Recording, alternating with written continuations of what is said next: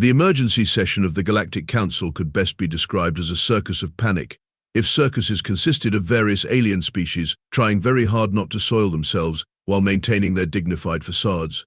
High Councillors Zigzags, with their crystalline forms shimmering under the chamber's lights, attempted to bring order to the chaos by rhythmically tapping their ceremonial staff against the floor. The sound, usually enough to silence even the most heated debates, barely registered over the cacophony of alarmed voices. Order. I demand order. Zigzags' voice reverberated through the chamber, finally achieving what the staff could not.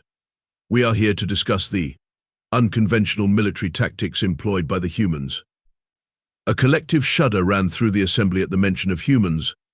Ambassador Krell, representing the Voldorian Empire, raised one of their tentacles. High Counselor, with all due respect, unconventional is putting it mildly. These primitives are using Class 12 apex predators in combat situations. Impossible, shouted someone from the back. No sentient species would be insane enough to. Oh, but they are, interrupted General Thak, their mandibles clicking rapidly in agitation. Our forces witnessed it firsthand. The humans didn't just bring weapons to the battlefield. They brought their planet's deadliest hunters with them. The chamber erupted again, this time in nervous whispers. Everyone knew about Earth, classified as a death world by the Council's standards. A planet where even the atmosphere could kill most species, where the gravity alone would crush the bones of half the Council members present. A planet where evolution had crafted creatures so perfectly lethal that they made the most advanced combat drones look like children's toys. Let us not forget, continued Thak, that we initially dismissed these humans as primitive. Yes, they had achieved faster-than-light travel. But their technology was centuries behind ours. Their ships were practically held together with adhesive strips and optimism. We thought they would be an easy addition to the collective. Laughter rippled through the chamber, but it was the nervous kind, the type that comes right before realizing you've made a terrible mistake. And now Thak's voice dropped to a near whisper, forcing everyone to lean forward. Now they're unleashing their world's perfect killing machines, creatures they've somehow formed alliances with, against our most advanced battle fleets. Creatures that hunt in the dark, that can survive in vacuum, that can tear through our strongest armor like it's made of paper. High Counselor Zigzags raised their staff once more, this time in contemplation rather than for order. Perhaps, they said slowly, we should have paid more attention to one simple fact: any species that not only survives on a death world but rises to dominate it. Well, they're either incredibly lucky or terrifyingly competent, and after recent events, I think we can rule out luck. The silence that followed was deafening. The humans, it seemed, weren't just surviving anymore. They were teaching the galaxy why Earth's predators had ruled their world for millions of years.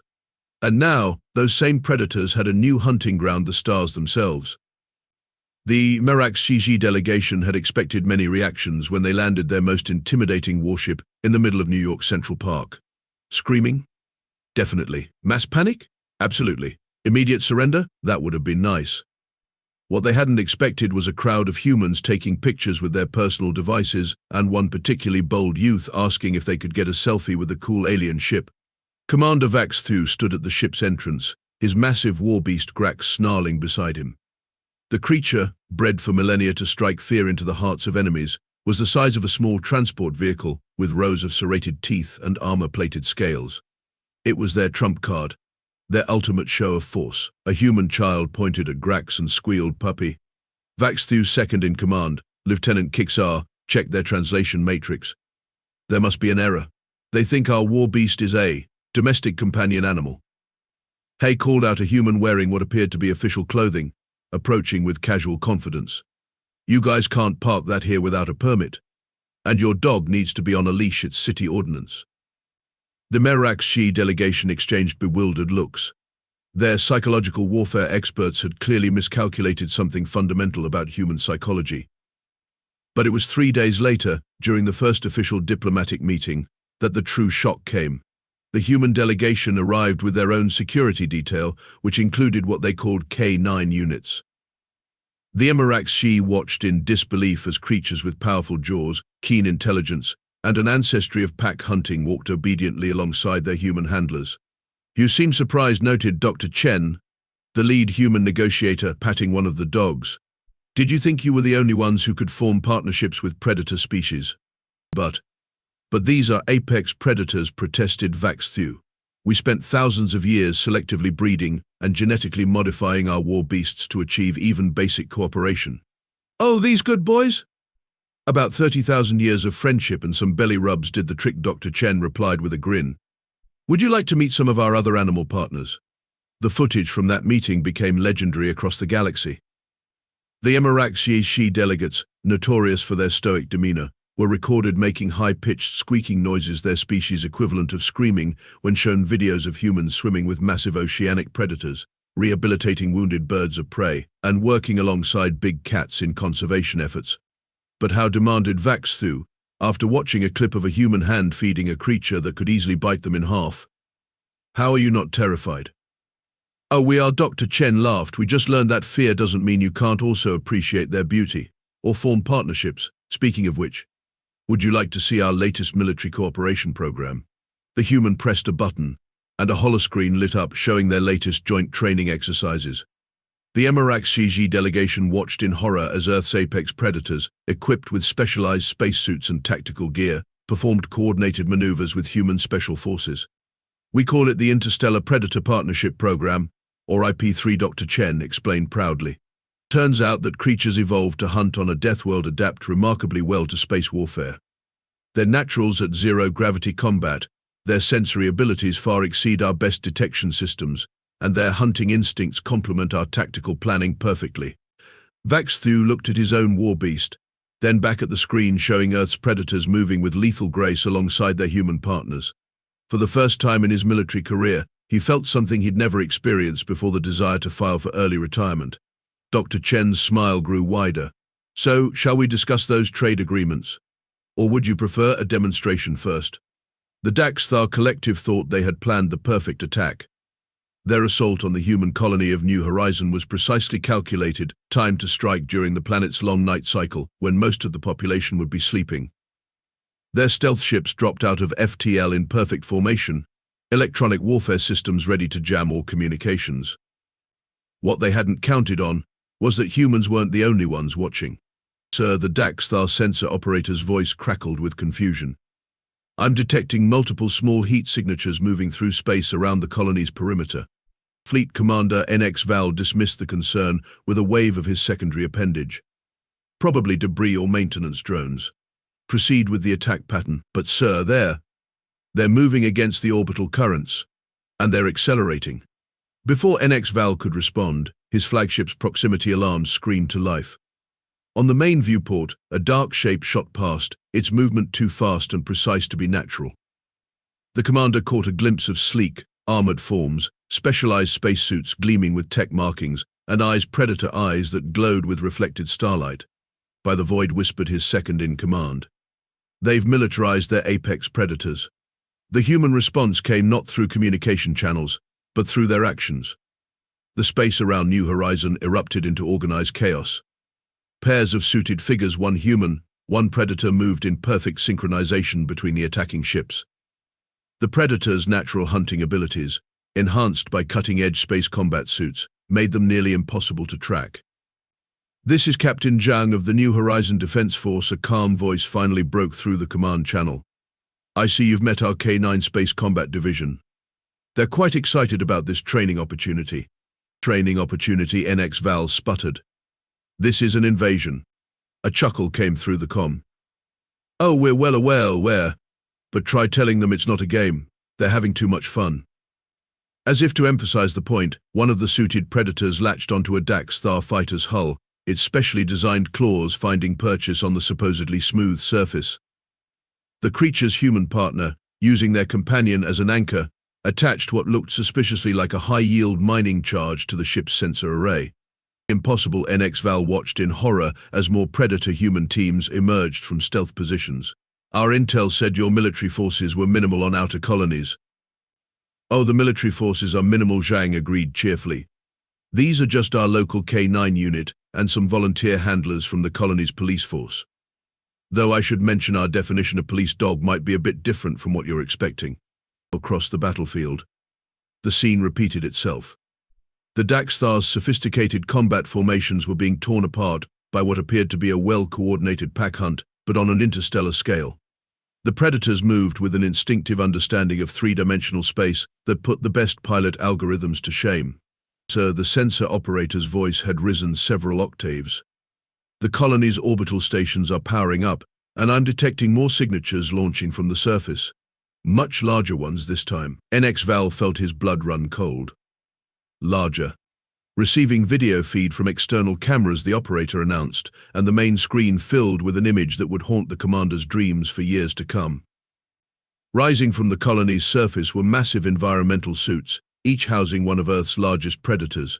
Creatures that made their war beasts look like pets, equipped with technology that enhanced rather than restrained their natural abilities. Zhang's voice carried a note of pride.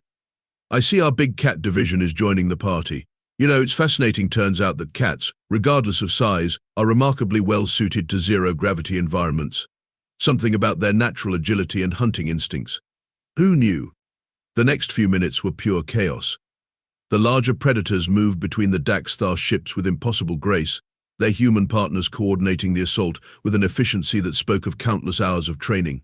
Each predator-human team operated as a single unit, their movements so perfectly synchronized it was hard to tell where animal instinct ended and human strategy began. This is your final warning, Zhang announced, as a particularly large-suited figure housing what sensor readings suggested was an enhanced Bengal tiger disabled another fighter's propulsion system with almost casual ease. You can either retreat, or we can continue this training exercise. Though I should warn you, they get rather enthusiastic about their training. Especially the cats. They're overachievers, really. NX-Val looked at his tactical display, now showing almost half his fleet disabled or compromised. None of his ships had been destroyed. The humans and their predator partners were being deliberately non-lethal, but the message was clear. This wasn't just a defense, it was a demonstration. All ships retreat, he ordered, his voice cracking. Full emergency withdrawal. As his fleet scrambled to escape, NX-Val heard Zhang's final transmission. Thanks for participating in today's exercise. Feel free to spread the word. New Horizons K9 and Big Cat divisions are always happy to arrange more training sessions. Though next time, maybe call ahead. The paperwork for surprise visits is quite tedious. The Deathstar Collective's after-action report would later note that the humans hadn't just trained predators for space combat, they'd created a whole new form of warfare, one that combined animal instinct with human ingenuity in ways that defied conventional military doctrine. And perhaps most terrifyingly, they seemed to be genuinely enjoying themselves while doing it. The Battle of Proxima Centauri would go down in galactic history as the moment everything changed. The combined alien fleet, comprising vessels from 12 different species, had gathered their most powerful armada, 5,000 ships strong, to finally put an end to humanity's expanding influence. Their commanders were confident. After all, how could Earth's pet program possibly stand against such overwhelming force? Admiral Rex Zhang stood on the bridge of the S-Huntmaster, watching the enemy fleets approach on the tactical display. Around him, both human and animal crew members moved with practiced efficiency. His first officer, Commander Hayes, approached with a status report while scratching behind the ears of her neural-linked companion, a massive enhanced wolf named Thunder. Sir, the Predator Division's report ready, Hayes announced. All environmental suits are functioning at optimal levels, and the pack link communications are green across the board. And our new surprise, Zhang asked, unable to suppress a grin. The Aquatic Division is especially eager to prove themselves, though getting space-worthy suits for Orcas was challenging. The enemy fleet dropped out of FTL in perfect attack formation, their weapons charging. Grand Admiral EX Thor of the combined fleet allowed himself a moment of satisfaction. Finally, they would show these upstart humans the proper order of things. His satisfaction lasted exactly 6 seconds. Multiple contacts, his sensor officer shouted. Hundreds, no, thousands of small signatures detaching from the human ships. The space between the fleets came alive with movement. The first wave was familiar enough, the dreaded K9 and Big Cat divisions that had become the stuff of alien nightmares. But behind them came something new. Sir, his tactical officer's voice trembled. Some of those signatures are massive, and they're moving in ways that shouldn't be possible in space. On the main screen, a gigantic form glided past their forward cameras. The environmental suit was nearly the size of a small corvette, housing one of Earth's ocean predators. The Orca moved through space with the same deadly grace it showed in water, its human partner connected via neural link to help coordinate its movements. This is Admiral Zhang to all Predator Division units. The transmission cut across all frequencies. Remember your training, trust your instincts, and most importantly, have fun out there. The response came as a combination of barks, roars, and most terrifyingly, the haunting songs of space, adapted wails. What followed was unlike anything the combined fleet had ever encountered. The smaller Predator units, dogs, wolves, and big cats in their combat suits darted between enemy ships with impossible agility. They weren't just fighting, they were hunting as packs, using tactics refined over millions of years of evolution and adapted to three-dimensional space warfare. A group of Thoraxian cruisers found themselves herded into a tight formation by a coordinated pack of space wolves, only to face the business end of the human fleet's main guns. A VX Thauri dreadnought was disabled by what could only be described as an orbital wolf pack, the enhanced canines working in perfect sync to target crucial external systems. Absolutely fascinating, Zhang commented, watching a pride of space adapted lions coordinate with their Orca allies to trap and disable a squadron of enemy destroyers. Notice how they've naturally adapted their hunting patterns. The big cats handle the small ships while the Orcas go for capital vessels. They worked that out themselves during training. But the true horror for the alien fleet came when the human ships launched what appeared to be massive space pods. Inside each, clearly visible through reinforced viewports, were Earth's most legendary apex predators, modified and enhanced for space combat, but losing none of their primal nature. Is that? Are those great white sharks in space? Thor's voice cracked as he watched the massive predators, housed in advanced environmental suits, tear through his fighter screens with the same brutality they showed in Earth's oceans. The battle descended into beautiful chaos. Wolves and lions worked in coordinated packs, disabling engines and weapons systems. Enhanced tigers proved remarkably adept at zero-G combat, using their natural agility to outmaneuver ships many times their size. The space-adapted sharks and orcas moved between larger vessels with deadly precision, their suits allowing them to swim through space as naturally as water. Remarkable creatures, Shark Zhang mused as he watched a particularly large specimen disable a cruiser's main drive. No matter how much we enhance them, they've still kept to their basic nature, always moving forward, never retreating. Perfect space warriors, really. The combined fleet's formations broke down completely when the humans unveiled their final surprise. From behind their main battle line emerged a group of environmental suits housing what sensor readings suggested were enhanced polar bears. You put bears in space? Thor's communication carried a note of hysteria. What kind of Deathworld madness is this? Well, they were very insistent about joining the program, Zhang replied cheerfully. Have you ever tried saying no to a polar bear? I don't recommend it. The space bears proved to be surprisingly elegant zero-G combatants, their powerful limbs adapted perfectly for maneuvering between ships. Their suits, equipped with specialized grip panels, allowed them to latch onto enemy vessels and quite literally maul their way through outer hull plating. So Commander Hayes reported, the enemy fleet is breaking formation. It appears seeing a polar bear tear through battleship armor like tissue paper was a bit too much for their morale. The combined fleet's retreat quickly turned into a rout. Ships fled in every direction, their careful battle plans forgotten in the face of Earth's space-adapted predators. The last transmission from Admiral Thor's flagship before it jumped to FTL was a string of incoherent warnings about swimming death and space bears. As the dust settled, Zhang surveyed the battlefield. Not a single human ship or predator unit had been lost. The enemy fleet had been completely scattered, most of their ships disabled rather than destroyed exactly as planned. Send word to command, he ordered. Operation Noah's Space Ark was a complete success. And make sure all our predator units get extra treats. Especially the bears, they really outdid themselves today. Commander Hayes nodded, then paused. Sir, the Orcas are requesting permission to victory sing. Zhang laughed. Permission granted. After all, how often do you get to hear whale song in space? The haunting melodies of space-adapted Orca song echoed through the comm channels, a victory celebration that would give their enemies nightmares for generations to come. Earth's apex predators had proven themselves masters of yet another hunting ground, and the galaxy would never be the same.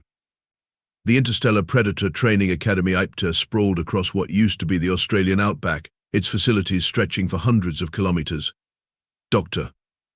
James Rodriguez, Chief of Xenobiological Combat Integration, stood in the observation dome, watching the latest batch of recruits, both human and animal, train in one of the massive zero-gravity chambers. The key breakthrough, he explained to the gathered group of military observers, wasn't in forcing our Earth predators to adapt to space. It was in recognizing that many of them were already perfectly suited for it. Below, a pack of enhanced wolves moved through the zero-G environment with their human partners, their specialized training suits allowing them to maneuver as easily as they would on solid ground. The neural links between handler and animal pulsed with soft blue light, indicating perfect synchronization. Take big cats, for example, Rodriguez continued, gesturing to another chamber where tigers and lions were practicing tactical maneuvers. Their natural ability to rotate their spines and right themselves during falls made them essentially pre-adapted for zero-G combat. We just had to give them the right tools. The right tools were on display in the facility's RD section.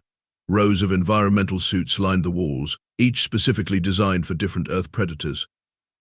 The latest models incorporated breakthrough technologies, neural interface systems that allowed predators to operate their suits instinctively, magnetic grip pads that mimicked natural claws, and sensory enhancement arrays that expanded their already formidable hunting abilities. The polar bears were actually our biggest surprise, commented Dr. Yuki Tanaka, head of the Arctic Predator Division. She pulled up a holographic display showing the latest spacesuit designs for the massive creatures. Their physical strength, combined with their natural problem-solving abilities, made them exceptional at hull breach tactics. Plus, they absolutely loved the cold of space. In another section of the facility, the Aquatic Integration Center housed massive tanks where marine predators were learning to translate their underwater hunting techniques to three-dimensional space combat. Orcas and great whites moved through specially developed gel-based training mediums that mimicked the zero-G environment they would face in their space operations. The real challenge. Rodriguez noted, watching a group of sharks practice formation maneuvers was developing suits that could maintain their natural movement patterns while protecting them in vacuum. The breakthrough came when we stopped trying to constrain their motion and instead built the suits to enhance it. The breeding program occupied its own massive complex, though breeding wasn't quite the right word. Each predator species had dedicated facilities where they could live as naturally as possible while still training for their space combat roles. The program focused on maintaining their wild instincts while fostering their natural bonds with human partners. We learned early on that trying to fully domesticate them was counterproductive, explained Dr. Maria Chen, director of predator psychology. Their effectiveness comes from their wild nature, their natural hunting instincts. We just help them direct those instincts toward military objectives. The facility's pride and joy was the Pack Integration Center, where different predator species learned to work together in ways they never would have in nature. Wolves coordinated with tigers, lions synchronized their attacks with bears, and sharks worked alongside orcas in massive space combat simulations. "Watch this," Rodriguez said proudly, bringing up footage from a recent training exercise. The video showed a wolf pack herding enemy ships toward a waiting group of space-adapted orcas, while lions and tigers picked off any vessels that tried to escape the trap. They developed this tactic themselves. We just provided the framework and let their natural hunting instincts do the rest. The latest addition to the facility was the Tactical Innovation Center, where predators and their handlers could suggest improvements to their equipment. Many of the program's most effective developments had come from observing how the animals naturally tried to adapt their hunting techniques to space.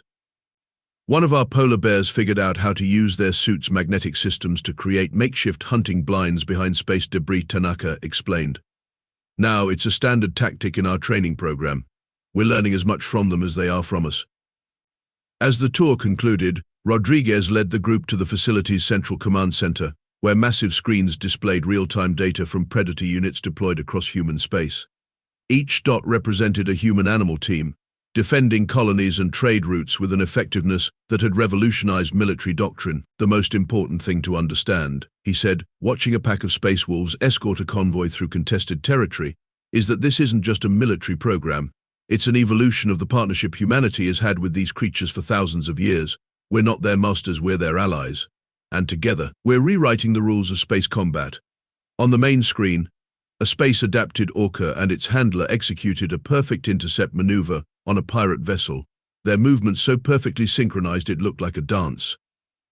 Next to them, a team of tigers disabled the ship's engines with surgical precision, while a polar bear unit stood ready as backup. Life on Earth prepared them for this, Rodriguez concluded. At Deathworld's predators, adapted over millions of years to be the perfect hunters, now unleashed among the stars. We just gave them a bigger hunting ground.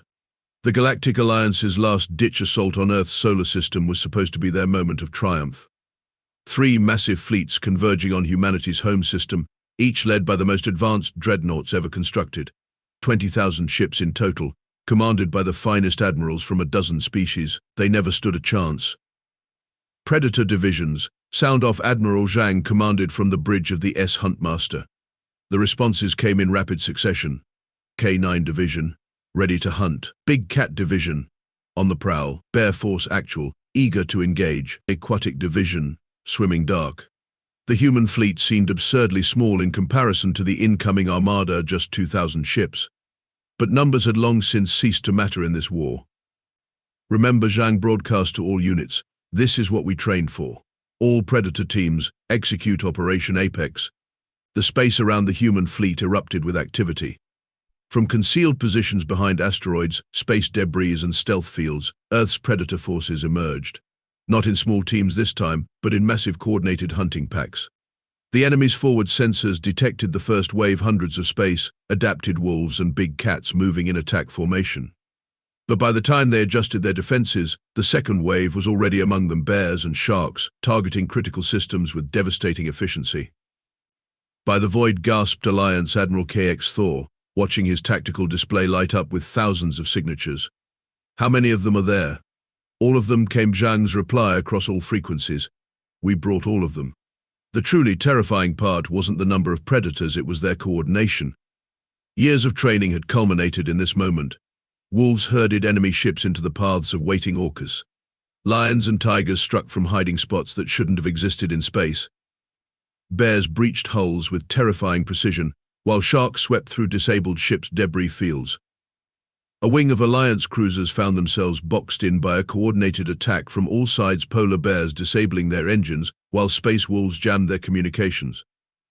Before they could recover, a pod of Orcas emerged from the darkness, their massive forms gracefully executing maneuvers that defied conventional space combat doctrine. "This is your only warning," Zhang announced as his fleet moved into position. "Humanity and Earth's predators have evolved together for millions of years. We've hunted together, survived together, and now we fight together. You cannot defeat this partnership." To emphasize his point, the space around his flagship lit up with the ethereal glow of Orca song, transmitted through their combat suits' external speakers. The haunting melody carried a clear message: this was their territory now. The Alliance's formation began to crumble as more Predator units revealed themselves. Enhanced wolves coordinated with great whites to disable entire squadrons. Lions and tigers moved through space debris fields like they were savanna grass, striking from impossible angles. Bears literally tore through capital ships' armor, while Orcas caroled fleeing vessels. "Submit or retreat," Zhang offered, watching another dreadnought go dark, its systems disabled by a perfectly coordinated pack attack. "Either way, this battle is over." Admiral KX Thor watched as his fleet, the mightiest ever assembled, was systematically dismantled by what his ancestors would have dismissed as simple animals. But these weren't just animals anymore. They were space-adapted apex predators, working in perfect harmony with their human partners to dominate the ultimate hunting ground. "All ships," he transmitted, his voice heavy with resignation, "stand down. Power down weapons and prepare to receive surrender protocols." As the Alliance fleet began powering down, Zhang smiled at his first officer. "Signal all Predator units, successful hunt. Extra treats for everyone." The victory celebration was marked by an extraordinary display. Thousands of Earth's greatest predators, space-adapted and battle-proven, performing a coordinated victory chorus. Wolf howls merged with lion roars. Bear growls harmonized with Orca songs, creating a symphony that would be remembered across the galaxy for generations. The message was clear: humanity had not just survived among the stars, they had brought their oldest allies with them, and together they had become the apex predators of space itself. The signing of the Terran Accords took place in a specially designed chamber aboard the International Space Station. Representatives from 50 alien species watched in stunned silence as human diplomats arrived with their predator partners, a clear reminder of why they were all there. The new galactic order was simple. Earth's status as a Deathworld was formally reclassified to Apex Cradle, and all military regulations were updated to include specific protocols about human predator combat units. No one wanted to risk another demonstration of what Earth's hunters could do in space. The most fascinating outcome, commented galactic historian Vex Tal, wasn't the military revolution, but the cultural shift. Species that once looked down on Earth as a savage backwater now send their brightest minds to study there. Everyone wants to understand how humans turned their world's deadliest predators into the galaxy's most effective peacekeepers. The Interstellar Predator Training Academy became the most prestigious military institution in known space. The sight of space-adapted wolves patrolling trading routes, bears guarding colonial outposts, and Orcas escorting diplomatic vessels became commonplace. But perhaps the most significant change was in how the galaxy viewed Earth itself. No longer was it seen as just another Deathworld, it was recognized as the crucible that had forged not one, but many species capable of dominating the stars. As one human diplomat famously remarked, while scratching their wolf partner's ears during a council session, we didn't conquer space.